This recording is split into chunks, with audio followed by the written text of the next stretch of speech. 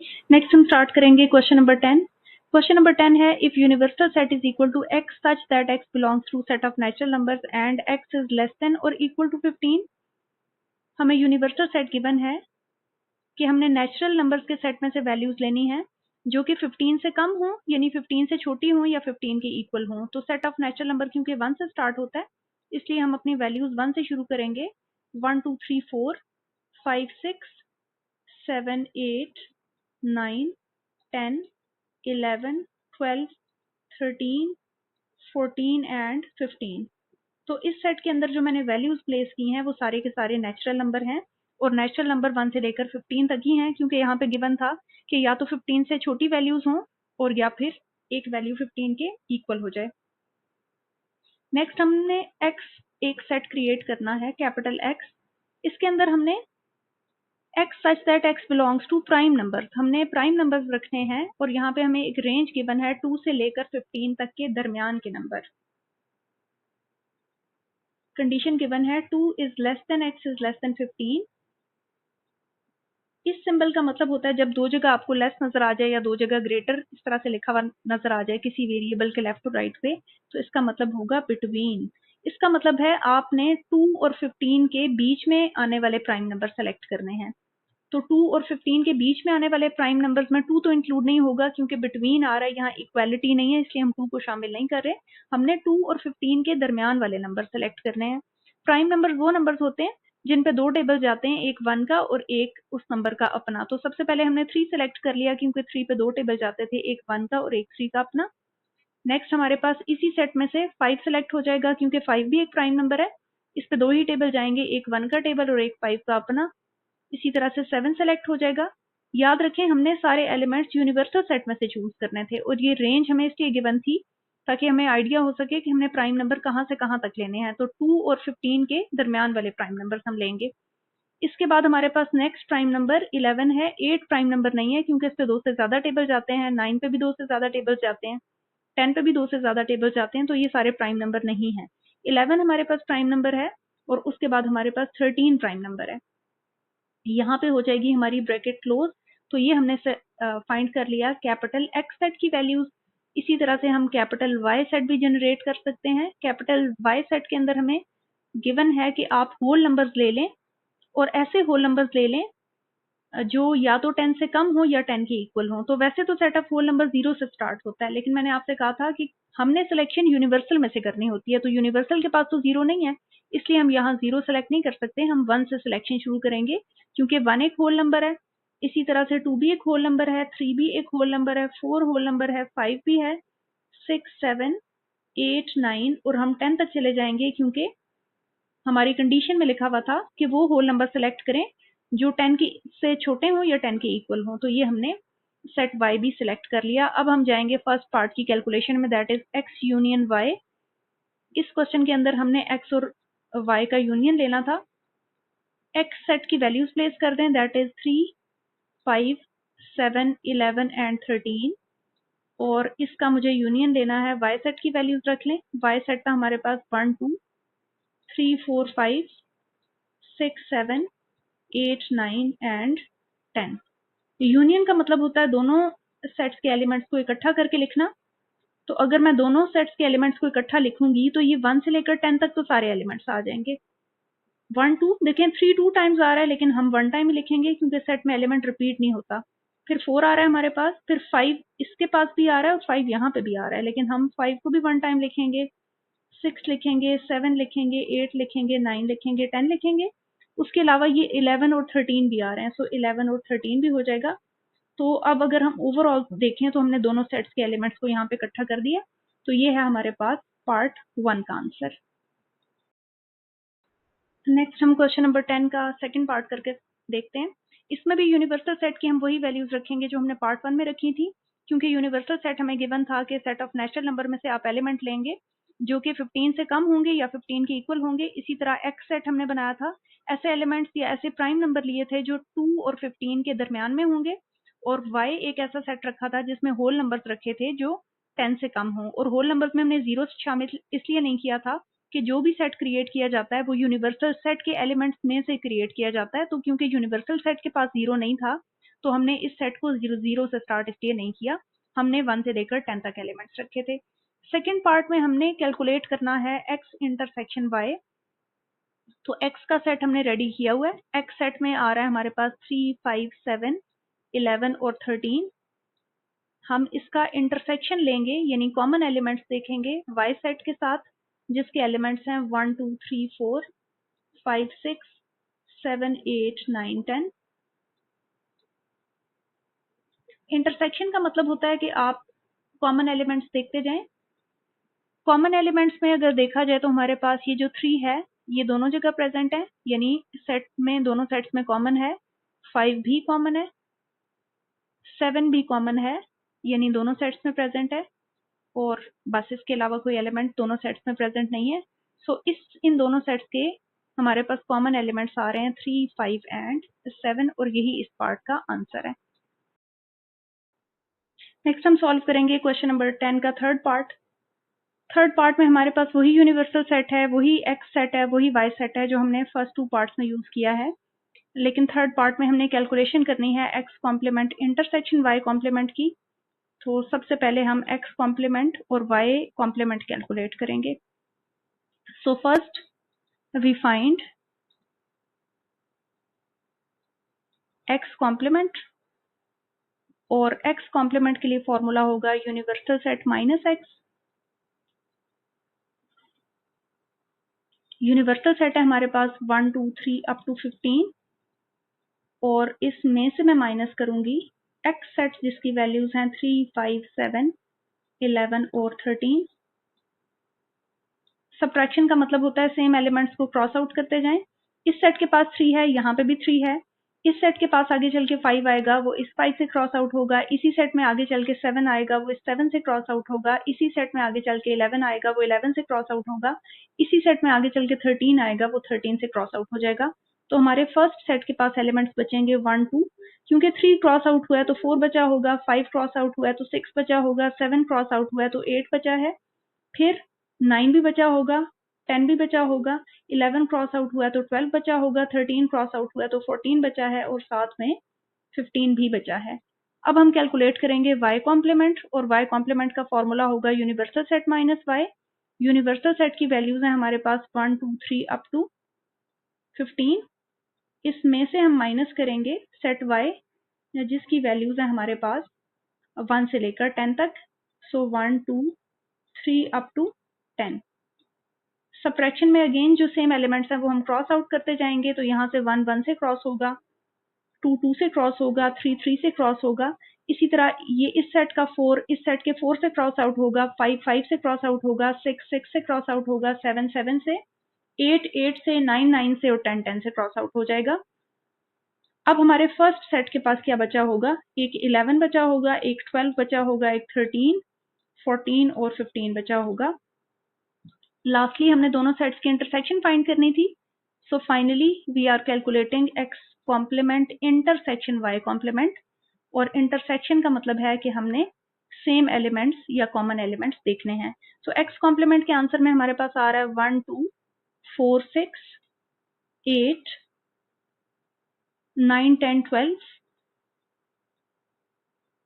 9, 9 के बाद 10 आएगा, फिर 12 आएगा, 14 और 15 आ जाएगा, और इसका हम इंटरसेक्शन लेंगे y कॉम्प्लीमेंट के साथ जिसकी वैल्यूज हैं 11, 12, 13,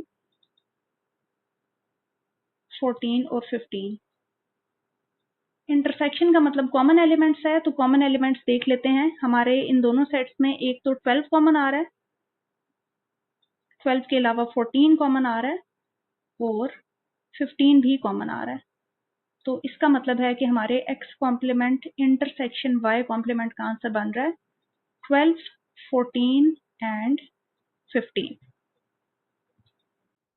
नेक्स्ट हम करेंगे पार्ट नंबर 4। क्वेश्चन नंबर 10 का ये पार्ट नंबर 4 में हमें कैलकुलेट करना है x माइनस y कॉम्प्लीमेंट का आंसर। सेट्स हमारे पास वही है, यूनिवर्सल सेट 1 से 15 तक है। x सेट की वैल्यूज भी 3, 5, 7, 11, 13 है, और y सेट भी हमारे पास 1 से लेकर 10 तक है। x minus y complement calculate करने के लिए सबसे पहले हमारे पास वैल्यू होनी चाहिए y कॉम्प्लीमेंट की। सो y कॉम्प्लीमेंट इक्वल होता है यूनिवर्सल सेट माइनस y के। अब यूनिवर्सल सेट की एंट्रीज हैं हमारे पास 1 2 3 अप टू 15, यानी 1 से लेकर 15 तक एलिमेंट्स हैं इसके पास, और y सेट के पास हैं 1 से लेकर 10 तक एलिमेंट्स। सेट्स की सबट्रैक्शन में हमने देखा था कि सेम एलिमेंट्स को हम क्रॉस आउट करते जाएंगे, तो 1 1 से क्रॉस आउट होगा, 2 2 से क्रॉस आउट होगा, 3 3 से क्रॉस आउट होगा। इसी तरह इस यहाँ पे 4 आएगा, वो इस 4 से क्रॉस आउट होगा, 5 भी होगा, 6 7 8 9 10 तक क्रॉस आउट हो जाएंगे एलिमेंट्स। हमारे फर्स्ट सेट के पास क्या बचेगा? 11 12 13 14 और 15। ये आ गया हमारे y कॉम्प्लीमेंट का answer. Now we have to calculate x minus y complement. तो x की एंट्रीज यहाँ पे रख लेते हैं। x की वैल्यूज थी हमारे पास 3 5 7 11 एंड 13। प्राइम नंबर से 2 और 15 के बीच वाले प्राइम नंबर से, इसमें से हम माइनस कर रहे हैं 11 12 13 14 और 15 का सेट। सबट्रैक्शन के लिए अगेन सेम एलिमेंट्स को क्रॉस आउट करेंगे, तो 11 11 से क्रॉस आउट हो जाएगा, 13 13 से क्रॉस आउट हो जाएगा। अब अगर सेकंड सेट के पास कुछ एलिमेंट्स बचे भी हैं तो आपने उनको कंसिडर नहीं करना। सबट्रैक्शन का पर्पस होता है कि फर्स्ट सेट के पास क्या बचा है, क्योंकि x में से सबट्रैक्शन हो रही है। तो पहले सेट के पास हमारे बचा है 3 5 और 7। तो ये इस पार्ट का हो जाएगा फाइनल आंसर। नेक्स्ट हम स्टार्ट करेंगे क्वेश्चन नंबर 11। क्वेश्चन नंबर 11 में है what can you say about the set A and B if we know that. First part है क्वेश्चन नंबर 11 का, A intersection B is equal to A. अगर दो sets की intersection ली जाए और answer A आ जाए तो फिर हम सेट ए और बी के बारे में क्या कहेंगे कि वो किस तरह के सेट्स हैं। तो इसमें दो पॉसिबिलिटीज हैं। पॉसिबिलिटी नंबर 1 या केस नंबर 1 ये हो सकता है कि मैं दोनों सेट्स इक्वल ले लूं। फॉर एग्जाम्पल ए की वैल्यूज मैं रख लूं 1 2 3 और बी की वैल्यूज भी मैं रख लूं 1 2 3। अब मैं इन दोनों सेट्स का इंटरसेक्शन आपको चेक करवाऊंगी कि ए इंटरसेक्शन बी अगर मैं अप्लाई करूंगी तो सेट ए के पास था 1 2 3, इंटरसेक्शन यहाँ पे आ जाएगा, और फिर मुझे बी सेट लिखना चाहिए, दैट इज अगेन 1 2 3। इंटरसेक्शन का मतलब होता है कॉमन एलिमेंट्स देखना, एक जैसे एलिमेंट्स देखना। तो दोनों सेट्स में 1 सेम एलिमेंट है, 2 भी है और 3 भी एज सेम एलिमेंट आ रहा है।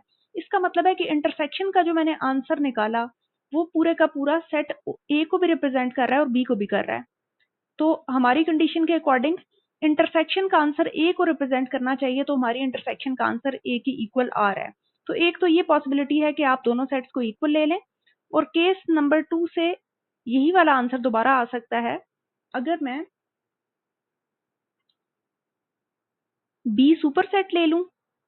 बी में मैं ज्यादा वैल्यूज रख रही हूँ, फॉर एग्जाम्पल 1 2 3 4, और बी में सबसेट बना रही हूँ। सबसेट हमने पहले भी डिस्कस किया था, ऐसा सेट सबसेट होता है जिसके सारे के सारे एलिमेंट्स सुपर सेट्स के लिए गए हों लेकिन उसके पास कम एलिमेंट्स हों। फॉर एग्जाम्पल मैंने एक एलिमेंट 2 ले लिया सुपर सेट में से और एक एलिमेंट 3 ले लिया और मैंने एक सबसेट बना दिया। अब जो ए है वो क्लियरली बी का सबसेट है और ये इसका प्रॉपर सबसेट है। वो किस वजह से कि क्योंकि ए के पास नंबर ऑफ एलिमेंट्स कम भी हैं। अगर ए के पास नंबर ऑफ एलिमेंट्स कम भी हों और सारे के सारे एलिमेंट्स बड़े सेट में मौजूद भी हों तो इसका मतलब है कि ये इसका प्रॉपर सबसेट है। तो इस सबसेट के रिलेशन में अगर मैं आपको इंटरसेक्शन चेक करवाऊं तो इसमें अगेन हमारे पास आंसर क्या आएगा कि ए की वैल्यूज मेरे पास 2 3 आ रही हैं और इसका मैं इंटरसेक्शन चेक कर रही हूँ 1 2 3 4 के साथ। तो इंटरसेक्शन में हमने पहले भी देखा था कि हम सेम एलिमेंट्स नोट डाउन करते थे, तो दोनों सेट्स में 2 सेम आ रहा है और दोनों सेट्स में 3 भी सेम आ रहा है। और अगर हम देखें तो केस 2 में हमने इसी का नाम ए रखा हुआ था। इसका मतलब है कि अब मैं इन दोनों केसेस को अगर कंबाइन कर दूं तो आप दोनों सेट्स इक्वल भी ले सकते हैं और आप ए सेट को बी का सबसेट भी ले सकते हैं। दोनों केसेस में इक्वल टू ए ही आंसर आ रहा है। तो अब मैं इसकी कंबाइंड फॉर्म आपको बता देती हूँ कि जो सेकेंड पॉसिबिलिटी है या सेकेंड केस है वो मैं पहले लिख रही हूँ। उसमें मैंने ए को लिया था सबसेट बी का, बी सुपर सेट था, सुपर सेट बाद में लिखा जाता है, सबसेट यानी छोटा सेट पहले लिखा। तो ये मैंने केस 2 लिखा और अगर मैं इसके नीचे इक्वालिटी डाल दूं तो ये केस 1 भी मैंने इसी के साथ लिख दिया कि A इक्वल टू B भी हो सकता है और A proper subset of B भी हो सकता है। दोनों सूरतों में आपकी ये जो गिवन कंडीशन है ये सेटिस्फाई हो रही है। तो इस ऑब्जेक्टिव के लिए या इस क्वेश्चन के लिए हमारा जो राइट आंसर होगा वो ये होगा कि A इज अ सबसेट और equal to set B। Next हम करेंगे क्वेश्चन नंबर 11 का सेकंड पार्ट। इसमें हमें कंडीशन गिवन है कि A में से सेट B को अगर माइनस किया जाए और A सेट आंसर आ जाए तो फिर A और B किस तरह के सेट्स होंगे। तो इसका आंसर होगा कि A और B डिसजॉइंट सेट्स होंगे। मैं आपको चेक करवा देती हूँ। डिसजॉइंट का मतलब होता है कि सेट ए के पास बिल्कुल डिफरेंट एलिमेंट्स होंगे और सेट बी के पास बिल्कुल डिफरेंट एलिमेंट्स होंगे, तभी हम उनकी सब्ट्रैक्शन करेंगे तो ए सेट में से कुछ कैंसिल आउट नहीं होगा और वापस ए सेट आ जाएगा। इसकी मिसाल ये है कि ए की वैल्यूज 1 2 3 ले लें और बी की वैल्यूज -1 और 0 ले लें। बिल्कुल डिफरेंट एलिमेंट्स ले लिए यानी मैंने डिसजॉइंट सेट्स ले लिए। अब अगर मैं आपको इसकी इंटरसेक्ट सब्ट्रैक्शन चेक करवाऊं यानी ए माइनस बी, तो इसमें हमारे पास सेट ए की वैल्यूज हैं 1 2 3 और इसमें से हम माइनस करने जा रहे हैं सेट बी को, दैट इज -1 एंड 0। सब्ट्रैक्शन में हमने सीखा था कि सेम एलिमेंट्स को क्रॉस आउट करते हैं, लेकिन दोनों सेट्स में कोई भी एलिमेंट सेम नहीं है, सो सेट ए और बी में कुछ भी क्रॉस आउट नहीं होगा। और सब्ट्रैक्शन में हमने ये भी देखा था कि आंसर वो लिखा जाता है जो पहले सेट के पास बचे क्रॉस आउट करने के बाद। तो हमारा क्योंकि यहाँ पे कोई एलिमेंट क्रॉस आउट नहीं हुआ, तो पहले सेट के पास सारे के सारे एलिमेंट्स बचे में जो कि सेट ए को ही शो कर रहे हैं। तो इसका मतलब है कि हमारे पास इसका राइट आंसर हो जाएगा कि A and B are disjoint sets। कि अगर A और B disjoint sets होंगे तो फिर A minus B equal to A होगा। नेक्स्ट हम स्टार्ट करेंगे क्वेश्चन नंबर 11 का थर्ड पार्ट। क्वेश्चन नंबर 11 के थर्ड पार्ट में हमें कंडीशन गिवन है कि A इंटरसेक्शन B लिया जाए तो वो इक्वल होना चाहिए B इंटरसेक्शन A के। इस प्रॉपर्टी को हम कम्यूटेटिव प्रॉपर्टी कहते हैं और ये कम्यूटेटिव प्रॉपर्टी कौन से ऑपरेशन के लिए है, इंटरसेक्शन के लिए। सो कम्यूटेटिव प्रॉपर्टी फॉर इंटरसेक्शन इसको कहेंगे और ये होल्ड करती है तमाम सेट्स के लिए। यानी आप यहाँ पे सेट ए और सेट बी की कोई सी भी वैल्यूज ले लें, ये रिजल्ट हमेशा आपके पास ट्रू आएगा। So this property is true for any two sets A and B.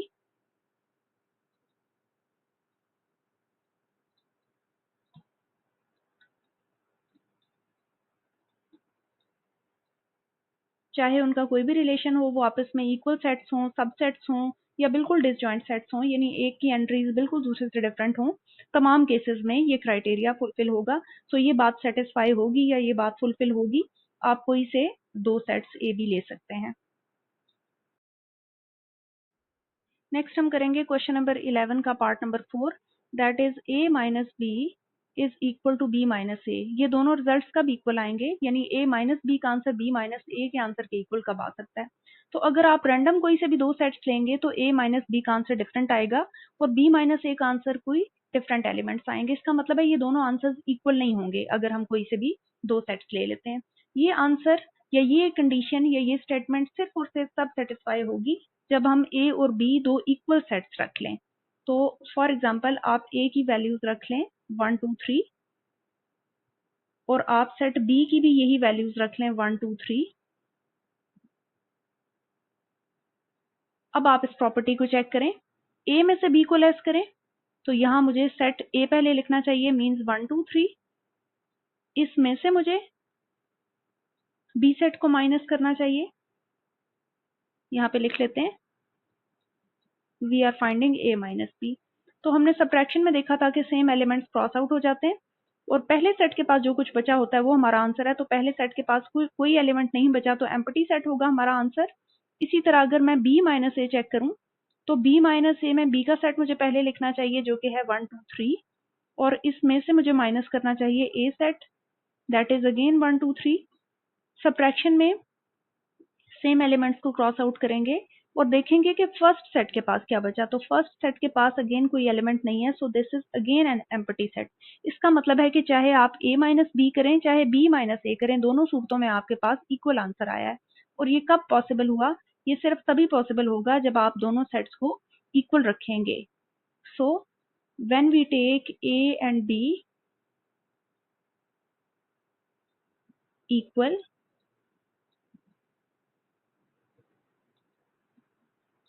A minus B will be equal to B minus A. तो इसका मतलब है कि इसका आंसर होगा कि A और B इक्वल सेट्स हैं। नेक्स्ट हम स्टार्ट करेंगे क्वेश्चन नंबर 12। क्वेश्चन नंबर 12 में A सेट गिवन है, B सेट भी गिवन है, then draw the Venn diagrams for the following. और फर्स्ट पार्ट में हमें गिवन है कि हमने A इंटरसेक्शन B की डायग्राम बनानी है। हम सेट्स नोट डाउन करेंगे, 1 2 3 4 5 एलिमेंट्स हैं सेट A के पास, और सेट B के पास जो एलिमेंट्स हैं वो हैं 2 3 6 एंड 7। सो फर्स्ट पार्ट हमारे पास है A इंटरसेक्शन B। हमने A इंटरसेक्शन B की डायग्राम बनानी है। तो सबसे पहले हम 2-3 कंडीशंस देख लेते हैं जो हमें वेन डायग्राम्स में याद रखनी होंगी। केस 1 ये हो सकता है कि आपको जो दो सेट्स गिवन हैं, सेट A और B, उनमें से एक दूसरे का सबसेट हो। फॉर एग्जाम्पल, A की वैल्यूज है मेरे पास 1 2 3 4, और मैंने एक सबसेट क्रिएट किया, यानी मैंने सुपर सेट में से 2-3 एलिमेंट्स लिए और सेट B के अंदर प्लेस कर दिए। फॉर एग्जाम्पल मैंने 2 3 ले लिया। अब सेट B के सारे एलिमेंट्स हमने A में से लिए हैं, और B के पास नंबर ऑफ एलिमेंट्स कम भी हैं, तो इसका मतलब है B जो है वो A का सबसेट है।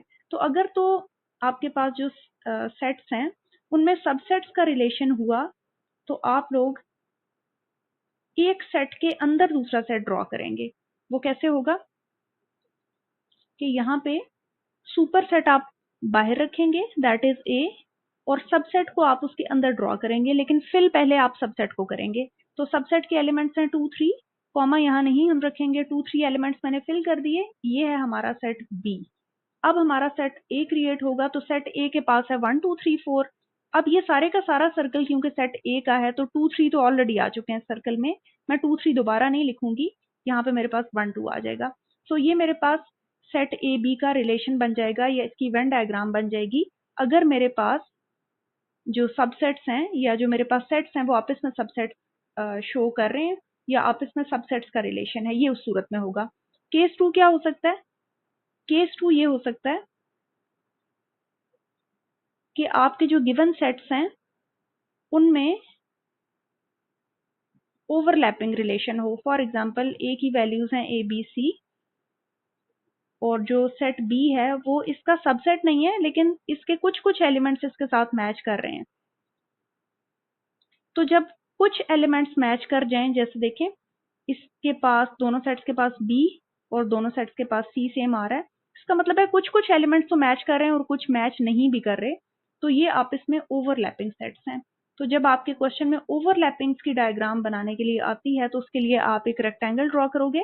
रेक्टेंगल हमेशा यूनिवर्सल सेट होती है, और जो ओवरलैपिंग सेट्स हैं उनकी डायग्राम इस तरह से बनाई जाती है कि एक सर्कल का कुछ पार्ट दूसरे सर्कल में जाता है, और हम सबसे पहले ओवरलैपिंग को फिल करते हैं। ये हमने सेट्स के नाम रख लिए A और B। तो ओवरलैपिंग का मतलब है वो एलिमेंट्स फिल कर दें जो दोनों सेट्स में सेम आ रहे हैं। तो मैंने यहाँ पे B और C फिल कर दिए। अब मुझे A सेट कंप्लीट करना है, तो A सेट के पास टोटल एलिमेंट्स हैं A B C, जिनमें से B C ऑलरेडी हो चुके हैं, तो मैं A लिख लूंगी। अब नेक्स्ट मैंने B को फिल करना है, तो B के पास है B C E F, तो B C हम ऑलरेडी फिल कर चुके हैं, बाद में हम फिल करेंगे E F। तो इस तरह से कंप्लीट हो जाएगी हमारी केस 2 की डायग्राम, जहां पे सेट्स ओवरलैप करेंगे।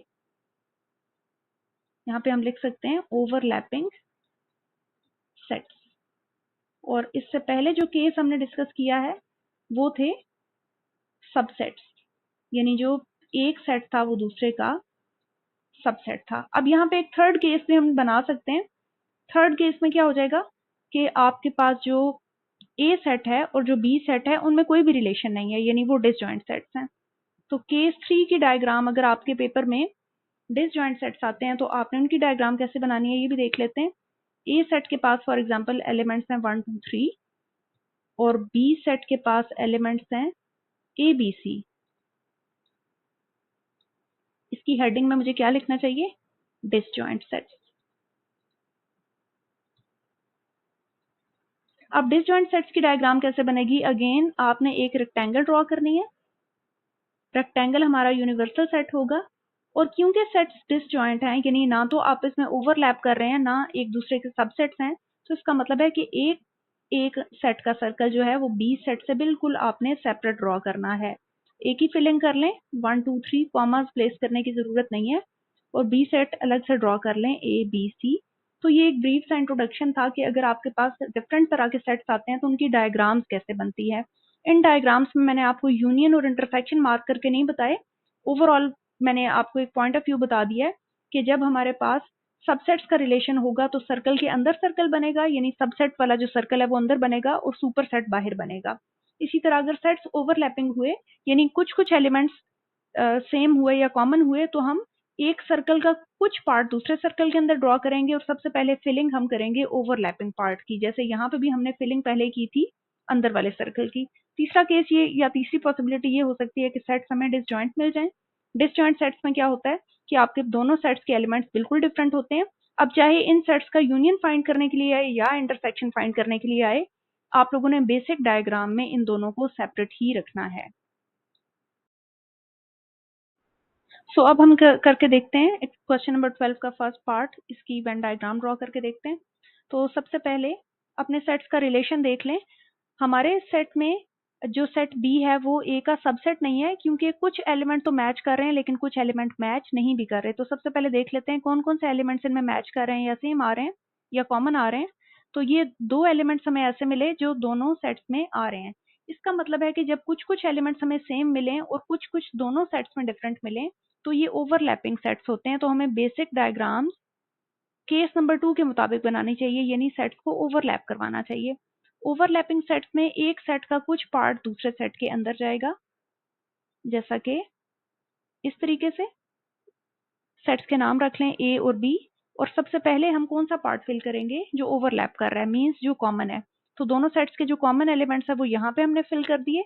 अब हम सेट ए को फिल करते हैं। सेट ए के पास था 1 2 3 4 5, 1 2 3 ऑलरेडी आ चुका है और 4 5 हम यहीं पे लिख देंगे। तो अगर इतना सा मैं सर्कल नोटिस करूं तो मेरा ए सेट कंप्लीट हो चुका है। अब आ जाए सेट बी पे। सेट बी के पास था 2 3 6 7, तो 2 3 तो ऑलरेडी लिखा जा चुका है, मैं सिर्फ यहाँ पे 6 7 लिखूंगी तो मेरे पास ए और बी दोनों की डायग्राम कंप्लीट हो चुकी है। इस रेक्टेंगल के ऊपर आप यू लिखते हैं, you stand for universal set. मैंने आपको बताया था कोई भी सेट्स अंडर डिस्कशन जो होते हैं हमारे क्वेश्चन में वो किसी ना किसी एक बड़े सेट का सबसेट होते हैं। बड़ा सेट या लार्जेस्ट सेट यहाँ पे क्या होगा, यूनिवर्सल सेट होगा। नेक्स्ट हमने इनकी इंटरसेक्शन भी बतानी थी। तो इंटरसेक्शन का मतलब कॉमन एलिमेंट्स होता है। तो आपको यहाँ से भी नजर आ रहा है कि कॉमन एलिमेंट्स 2 3 हैं, सो मैं 2 3 वाला पार्ट थोड़ा सा शेड कर देती हूँ या लाइंस ड्रॉ कर देती हूँ और इसके नीचे लिख देती हूँ कि this is our intersection, means A intersection B का आंसर वेन डायग्राम के थ्रू ये वाला पोर्शन बन रहा है या ये वाला रीजन आ रहा है। नेक्स्ट हम करेंगे क्वेश्चन नंबर 12 का ही सेकंड पार्ट।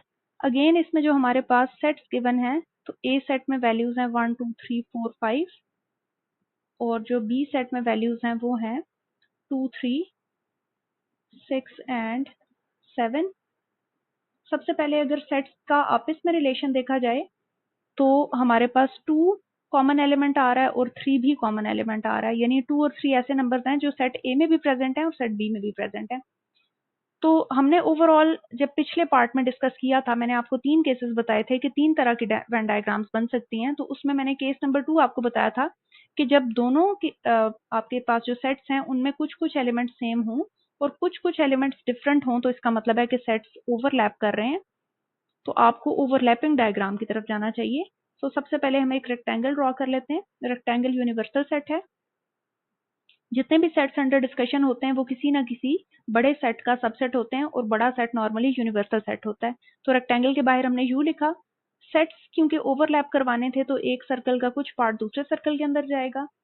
और अगर कॉमन एलिमेंट्स में देखूं तो 2 3 कॉमन एलिमेंट्स हैं। सबसे पहले आप कॉमन एलिमेंट्स को यहाँ पे फिल करेंगे।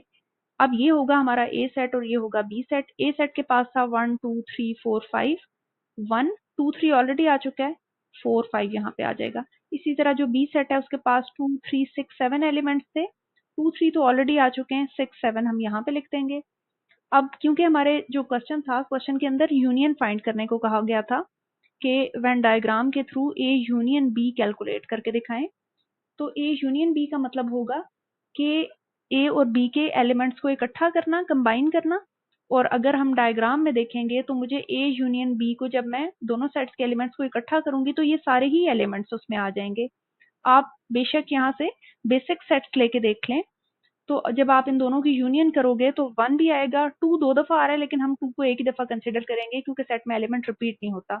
इसी तरह 3 भी 1 टाइम लिखेंगे, 4 भी लिखेंगे और 5 भी लिखेंगे, 6 भी लिखेंगे, 7 भी लिखेंगे। तो ये सारे के सारे एलिमेंट्स इस पोर्शन में आ रहे हैं, तो इस सारे पोर्शन को मैंने शेड कर दिया। ये जो शेडिंग है ये सारी की सारी क्या कहलाएगी? ए यूनियन बी कहलाएगी। नेक्स्ट हम सॉल्व करके देखते हैं क्वेश्चन नंबर 13। इसमें हमें यूनिवर्सल सेट गिवन है 1 2 3 4 5 6 7। इसके अलावा हमें ए सेट गिवन है 2 5 6 और हमें बी सेट गिवन है। ये एक्चुअली बी है क्योंकि हमारे जितने भी पार्ट्स हैं इसमें ए और बी सेट्स यूज हो रहे हैं, तो ये बी की वैल्यूज होंगी 1 2 एंड 3। सबसे पहले सेट्स का रिलेशन देख लेंगे। सेट्स का अगर रिलेशन देखें तो इन सेट्स में एक एलिमेंट ऐसा है जो दोनों सेट्स में प्रेजेंट है, यानी एक कॉमन एलिमेंट है। तो मैंने आपसे कहा था कि अगर कुछ एलिमेंट्स आपको कॉमन मिल जाएं और कुछ ऐसे एलिमेंट्स हों जो कॉमन ना हो, तो इसका मतलब है कि आपकी डायग्राम ओवरलैपिंग बनेगी। तो डायग्राम हम ओवरऑल ओवरलैपिंग बनाएंगे, यानी सेट्स को ओवरलैप करवाएंगे, एक का कुछ पार्ट दूसरे सेट के अंदर जाएगा। तो सबसे पहले मैंने एक रेक्टेंगल ड्रॉ की। रेक्टेंगल रिप्रेजेंट कर रही है यूनिवर्सल सेट को, और क्योंकि गिवन सेट्स में कुछ कुछ सेम एलिमेंट्स हैं और कुछ सेम एलिमेंट्स नहीं हैं, सो हम इनको ओवरलैप करवाएंगे।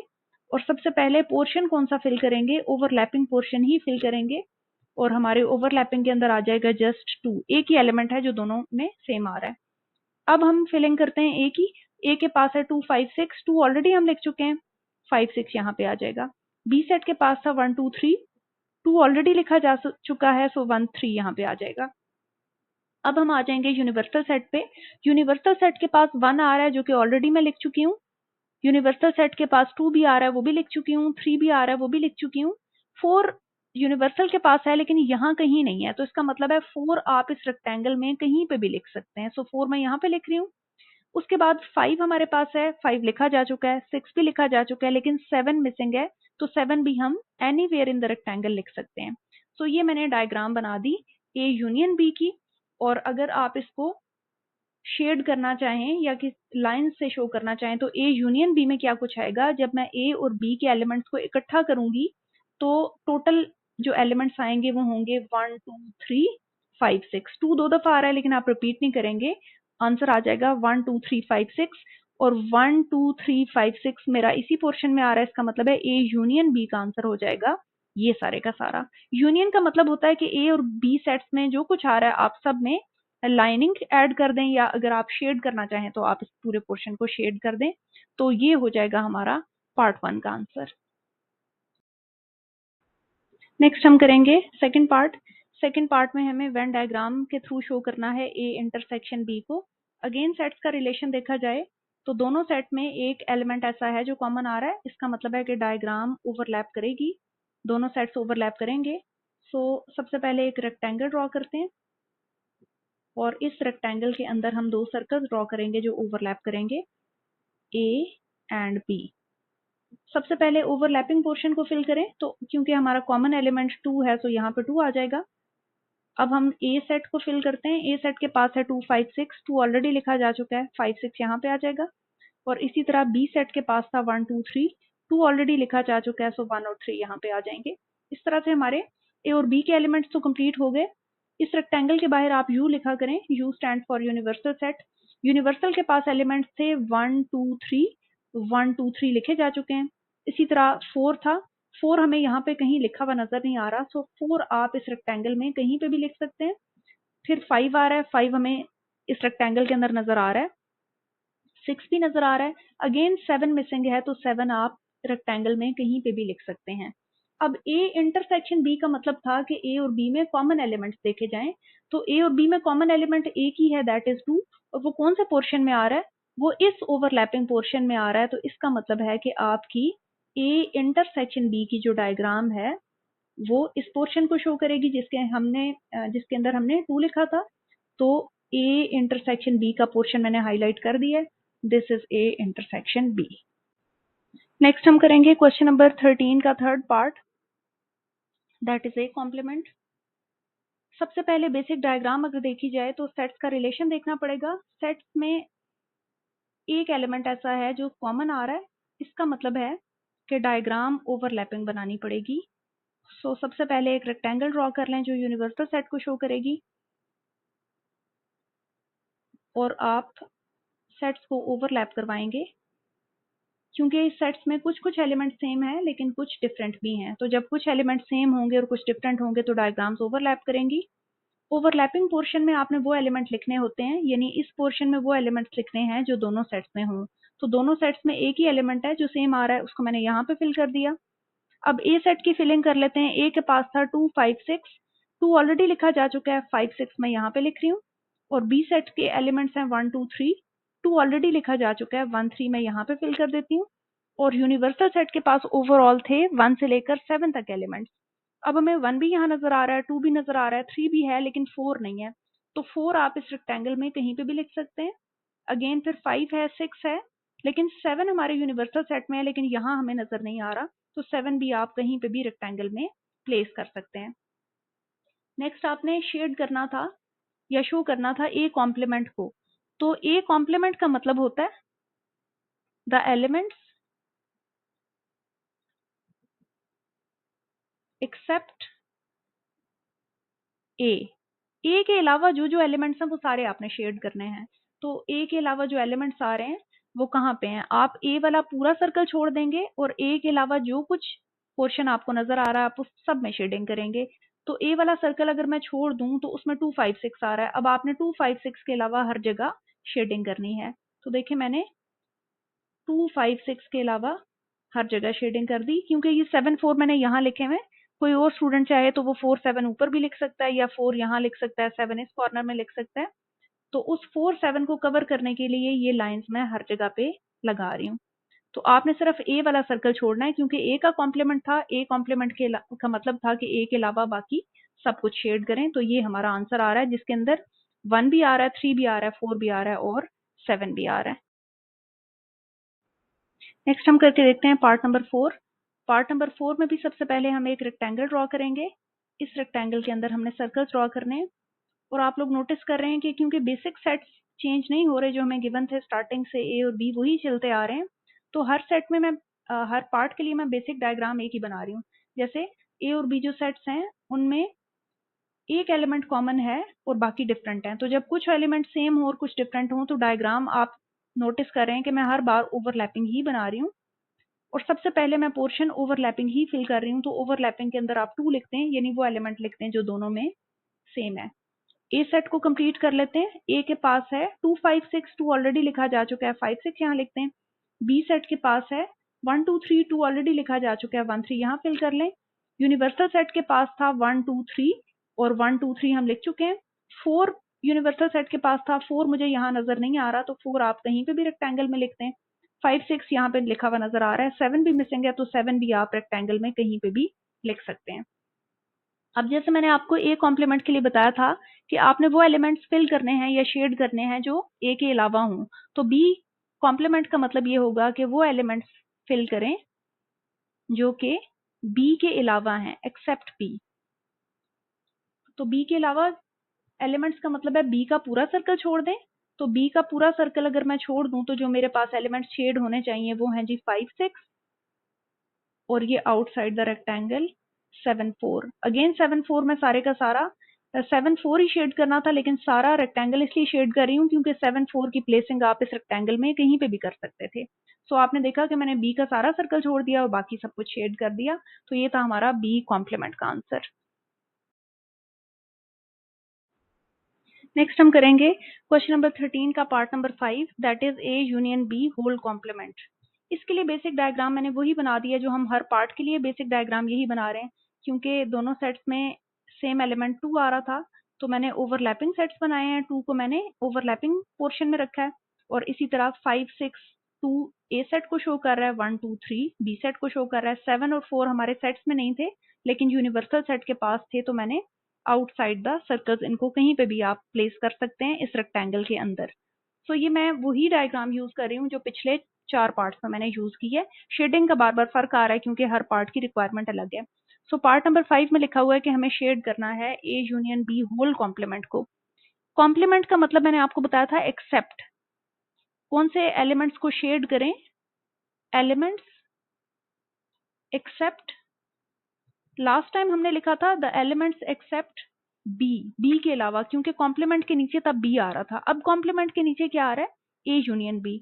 इसका मतलब है कि ए यूनियन बी के अलावा सब कुछ शेड करें। अब ए यूनियन बी में क्या कुछ आएगा? आप ए और बी के एलिमेंट्स अगर इकट्ठा करके देखें तो आपके पास 1 आ जाएगा, 2 आ जाएगा। 2 बेशक 2 दफा आ रहा है लेकिन आप उसे 1 टाइम कंसिडर करेंगे क्योंकि सेट्स हैं। तो ए यूनियन बी का मतलब होगा 1 2 3 5 6। तो इसका मतलब है हमने 1 2 3 5 6 के अलावा बाकी सब कुछ शेड करना है। तो 1 2 3 5 6 तो इस सारे पोर्शन में आ रहे हैं, इसका मतलब है इस सारे पोर्शन में आपने शेडिंग नहीं करनी। इस पोर्शन के अलावा यानी इन 2 सर्कल्स के अलावा रेक्टेंगुलर पोर्शन में आपने शेडिंग करनी है। तो ये मैंने शेडिंग इस तरह से की है कि इसमें ए यूनियन बी यानी ए और बी में से किसी सेट का कोई भी पार्ट नहीं आया और सारी आउटसाइड शेडिंग हो रही है। तो ये आंसर हो जाएगा A union B whole complement का।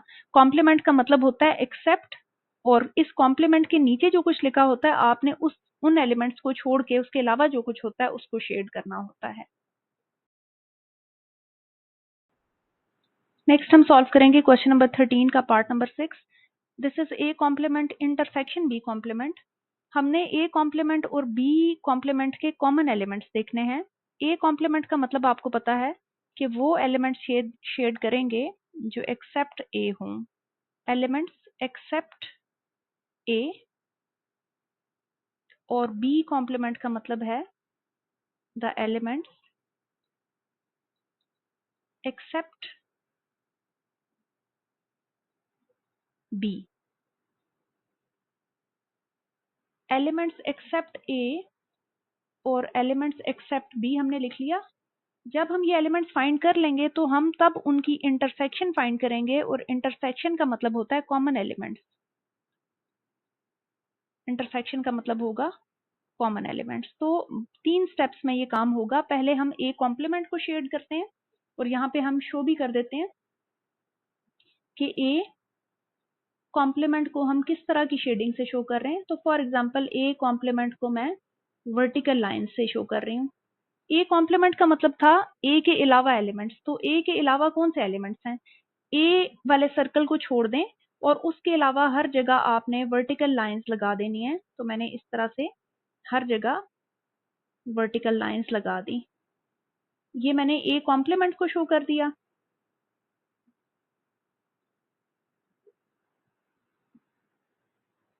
इस तरह से।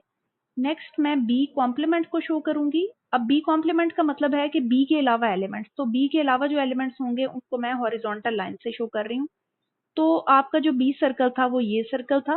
बी के अलावा जो एलिमेंट्स हैं, जहां जहां जो जो एलिमेंट्स आ रहे हैं बी सर्कल के अलावा, वहां हॉरिजॉन्टल लाइंस लगाएंगे। तो बी के अलावा ये मैंने बी का पूरा सर्कल छोड़ा और बी के अलावा वाले सारे पोर्शन में हॉरिजॉन्टल लाइंस लगा दी। आप देख सकते हैं कि मैं बी वाले सर्कल पे नहीं जा रही, बी के अलावा हर जगह हॉरिजॉन्टल लाइंस लगा रही हूँ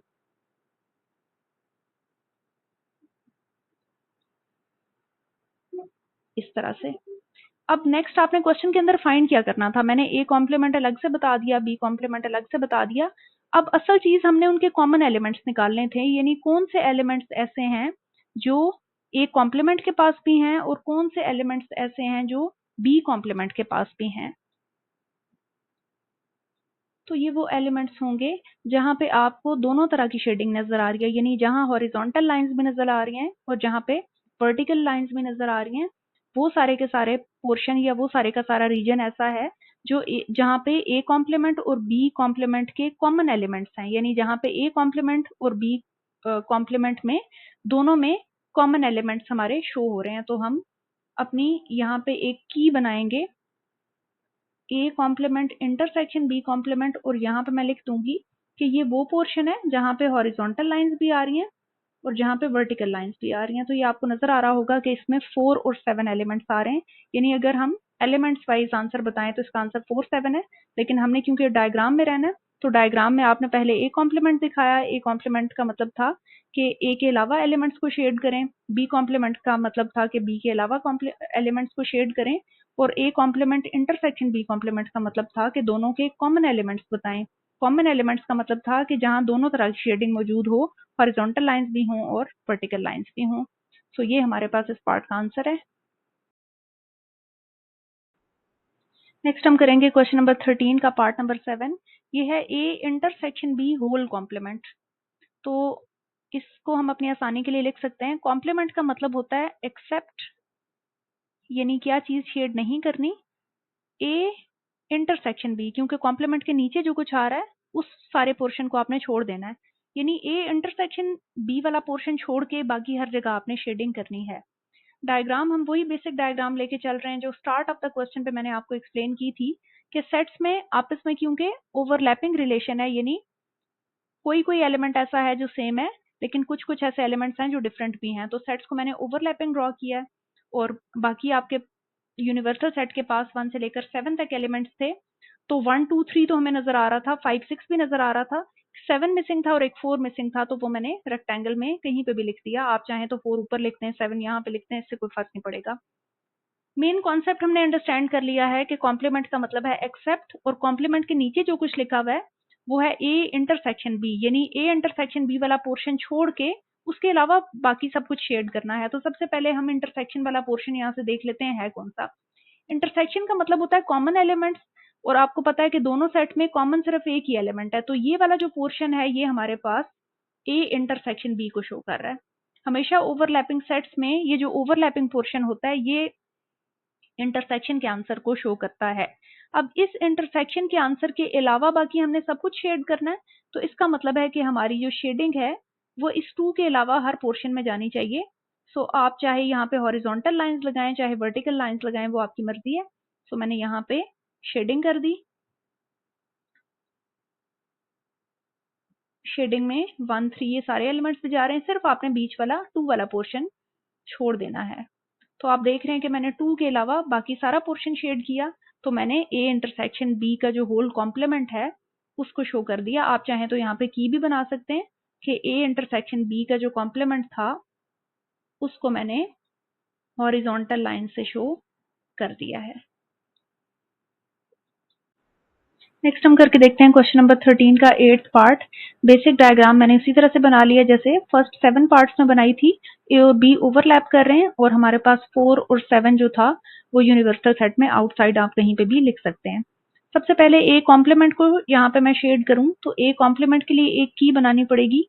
ए कॉम्प्लीमेंट को मैं वर्टिकल लाइन से शो कर रही हूँ और ए कॉम्प्लीमेंट का मतलब मैंने क्या बताया था, द एलिमेंट्स एक्सेप्ट ए। उन एलिमेंट्स को शेड करें जो ए के अलावा हों, एलिमेंट्स एक्सेप्ट ए। तो मैं सिर्फ उन एलिमेंट्स को शेड करूंगी जो कि ए के अलावा होंगे। तो ए वाले सर्कल को छोड़ के बाकी हर जगह मैंने वर्टिकल लाइंस ड्रॉ कर दी हैं। ये मेरी ए की शेडिंग कंप्लीट है, ए कॉम्प्लीमेंट की शेडिंग कंप्लीट है। अब मैं शेड करूंगी बी कॉम्प्लीमेंट को। बी कॉम्प्लीमेंट का मतलब था, बी कॉम्प्लीमेंट को मैं हॉरिजॉन्टल लाइन से शो कर रही हूँ और बी कॉम्प्लीमेंट का मतलब था द एलिमेंट्स एक्सेप्ट बी। ये वो एलिमेंट्स होंगे जो बी के अलावा होंगे। तो बी के अलावा बी का सर्कल छोड़ के जहां जहां जो बाकी एलिमेंट्स हैं वहां आपने हॉरिजॉन्टल लाइंस रखनी है। अब बी का सर्कल मैं छोड़ रही हूँ और बाकी हर जगह हॉरिजॉन्टल लाइंस प्लेस कर रही हूँ।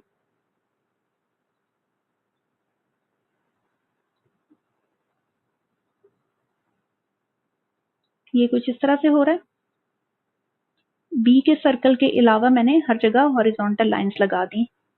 नेक्स्ट मुझे फाइंड करना था ए कॉम्प्लीमेंट बी कॉम्प्लीमेंट मैं अलग अलग फाइंड कर चुकी हूँ। अब मुझे इनका यूनियन फाइंड करना है और यूनियन का मतलब होता है कंबाइन करना। Combining elements. जो ए कॉम्प्लीमेंट के अंदर एलिमेंट्स आए हैं या जो ए कॉम्प्लीमेंट की शेडिंग के नीचे एलिमेंट्स आए हैं और जो बी कॉम्प्लीमेंट की शेडिंग के नीचे एलिमेंट्स आए हैं, उन सबको हमने इकट्ठा करके दिखाना है।